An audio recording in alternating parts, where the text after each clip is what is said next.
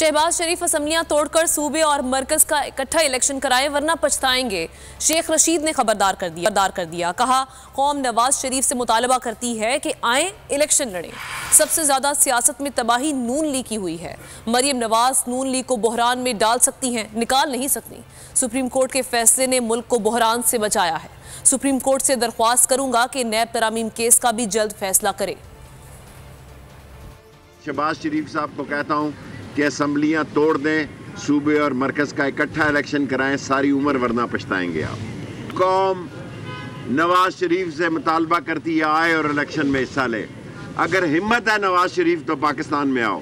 सबसे ज्यादा सियासत की तबाही नून लीग की हुई है। मरियम नवाज नून लीग को बहरान में डाल सकती है, निकाल नहीं सकती। सुप्रीम कोर्ट के उस अजीम फैसले को जिसने मुल्क को बहरान से, संगीन और गंभीर हालात से बचाया है और सही रास्ते पर डाला है, सुप्रीम कोर्ट से जहां ये दरख्वास्त करूंगा कि नैब के केसेस का भी जल्द फैसला करें।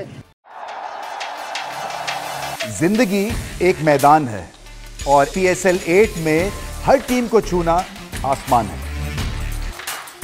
6 टीमों के बीच धुआंधार लड़ाई। ये शोर ना लड़ाई का है ना डर का, ये शोर है जीत का, ये शोर है जुनून का। खेल का जुनून रोजाना रात 11 बजे सिर्फ बोल न्यूज पर।